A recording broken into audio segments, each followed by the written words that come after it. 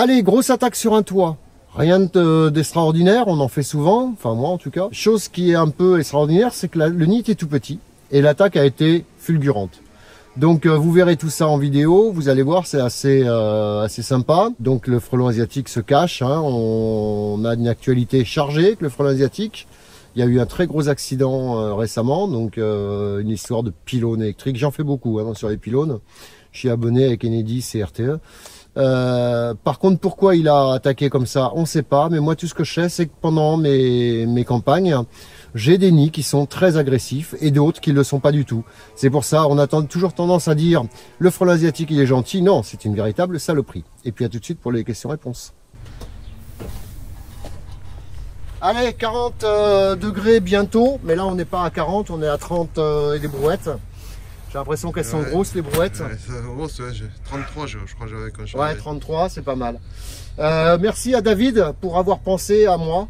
C'est complètement un gadget, mais franchement, on a toujours aussi chaud. Combi 6 mm d'épaisseur, donc vous savez ce que ça donne. Hein, allez, on va aller voir ça. Nid de frelon asiatique sous un toit, vous allez voir, ça peut donner quelque chose de sympa. À tout de suite. Bonjour le sauna.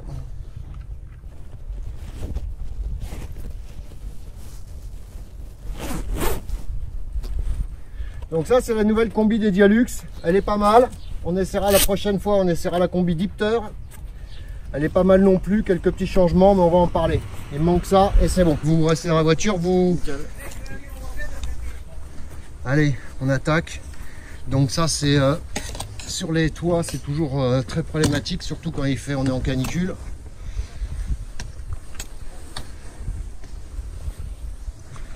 Et là, apparemment, il y a quand même un gros bordel. On est tout à fait fin juillet, enfin le 20 par là.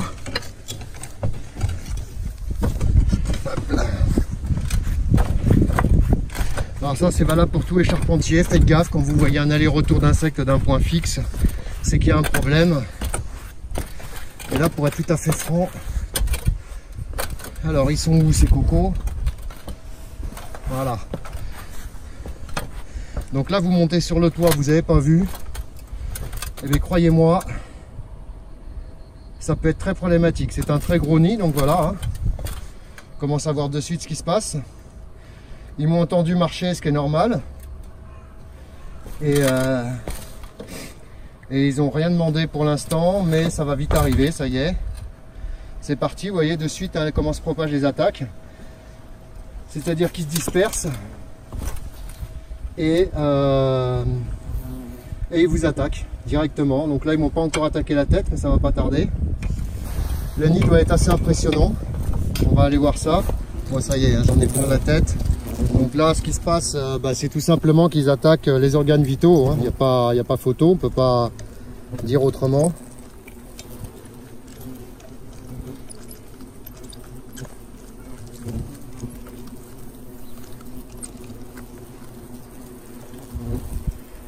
Donc voilà ce qui se passe quand on n'a pas trouvé un nid de frelon.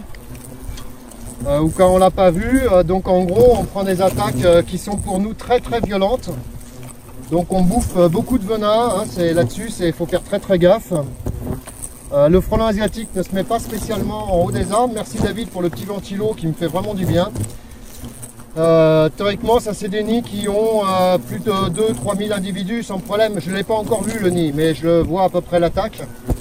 Et vous voyez, il varie entre moi et vous, moi et vous, si je peux me permettre, parce que j'ai un Alphonse là. Bon, allez, on va traiter. Alors, on va voir un peu la taille du nid par-dessous et aussi par-dessus. Je pense que là, il y a plusieurs frelons. Hein, c'est pas exagéré de dire que le frelon asiatique est un énorme problème.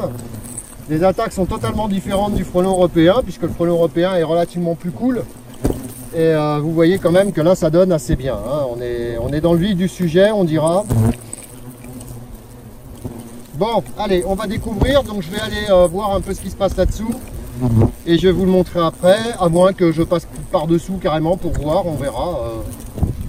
Qu'est-ce que vous en pensez, n'empêche, franchement, un métier facile, non? Allez!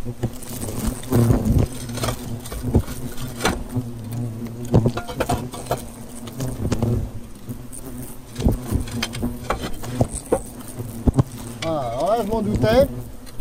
C'est un nid de frelon asiatique qui est assez balèze. Il est pas mal, hein. Il n'est pas piqué des hannetons le bordel. Heureusement personne n'a rien vu, on va aller voir ça de plus près.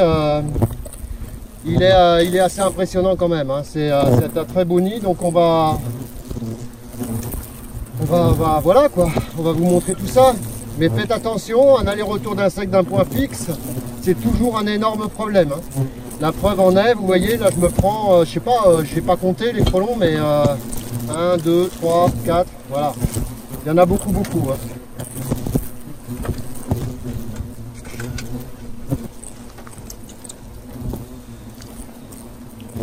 Pour un nid en prime qui n'est pas si gros que ça,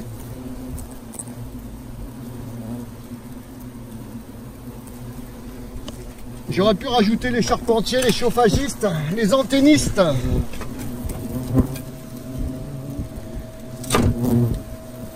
Voilà, c'est un nid qui est assez petit, hein. C'est un nid qui est gros comme un ballon de foot, on va dire, ou ballon de basket. Et ici, c'est un peu Bagdad, hein, quand même, hein.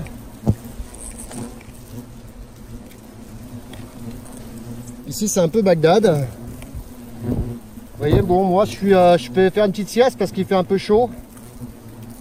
Je pense que là, je suis à 40, hein, dans la combi.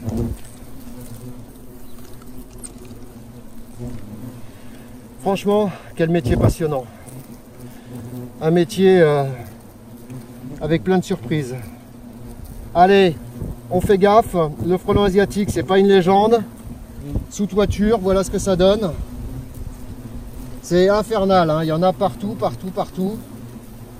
Donc, un aller-retour d'insectes d'un point fixe et on voit très vite le problème. Donc là, les frelons retournent au nid, vont se traiter au nid et fin de l'histoire.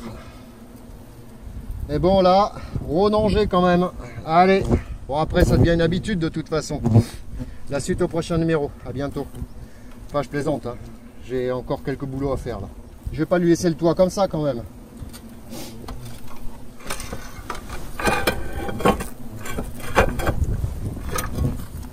Donc l'intérêt de laisser les nids en place, c'est qu'il n'y a pas trop de traumatisme sur le frelon.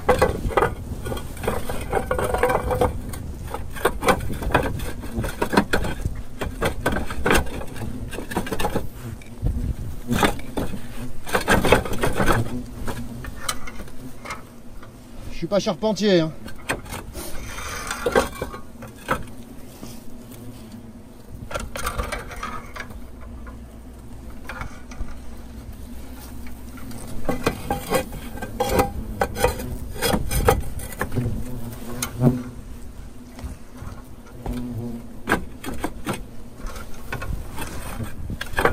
C'est quoi ce bordel?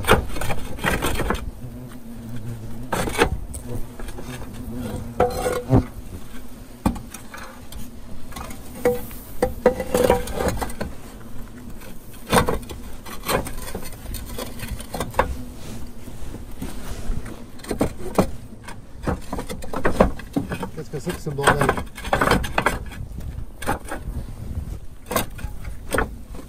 Donc voilà, on a tout remis. On a quand même pas mal de mal à respirer là-dessous. Donc la suite au prochain numéro. À bientôt. Donc là c'est bon. Les frelons se cantonnent sur le nid, il n'y a plus de soucis. Enfin si on veut.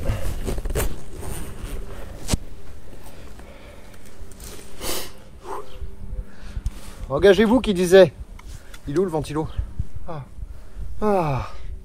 Engagez-vous qui disait vous verrez du pays. Ça marche dans quel sens ça? Peut-être que je l'ai pas mis dans le bon sens. Non c'est pas mal hein, ce petit ventilo là. À suivre, l'exemple est pas mal. Allez à la prochaine. Il fait chaud là-dessous. 40 environ. Alors les questions-réponses, il n'y en aura qu'une. Enfin une qui va se mélanger en plusieurs. Qu'est-ce qui se passe avec ce frelon asiatique? Ce frelon asiatique, c'est une espèce invasive, nuisible. Donc on le rappelle, c'est une espèce nuisible invasive qui endommage entièrement l'écosystème. Alors il nous mange les abeilles, il nous mange pas que ça, hein, il nous mange à nous aussi par la même occasion, vous avez pu le voir dans l'actualité. C'est un insecte qui est super prédateur. Le seul prédateur du frelon asiatique, C'est le Vespa mandarina, donc c'est le frelon géant. S'il arrive, on n'est pas dans la mouise, d'ailleurs j'aimerais bien aller le voir lui, voir un peu comment il se comporte, ça pourrait servir. Le frelon asiatique, je vous rappelle qu'il a 2 paires d'ailes, il est très productif, c'est-à-dire qu'on a énormément d'insectes dans les nids, contrairement à son cousin le frelon européen qu'il ne faut pas confondre. Lui est utile, bon, des fois on est obligé de le sortir aussi, hein, vous allez le voir sur d'autres vidéos. On est obligé de le sortir, on est des fois obligé de le tuer parce que c'est très compliqué à sortir un nid d'insectes, parce qu'aspirer les insectes, les déplacer, etc., les relâcher, ça marche une fois sur 100. Hein. Là j'ai réussi sur un frelon européen, mais alors je vous dis pas bonjour la bataille, surtout que le nid est un peu gros. C'est très compliqué. Alors sortir des guêpes et les relâcher dans la forêt, oui, bien sûr, mais bon, ça, voilà, ça n'a pas un grand intérêt, parce que le temps qu'elle refasse un nid, etc., voilà. C'est pas très faisable, hein. La reine elle n'a pas le pouvoir de faire des nids comme ça à gogo, faut qu'elle elle a du boulot, hein. Donc voilà, surtout à partir de maintenant. Le frelon asiatique, attention, surprenant, un pouvoir d'adaptation énorme, je tiens à le préciser. On le trouve maintenant partout, sous terre, en l'air, sur des pylônes électriques, il est très au courant, il est opportuniste. À bientôt et n'oubliez pas la petite cloche pour la suite des vidéos.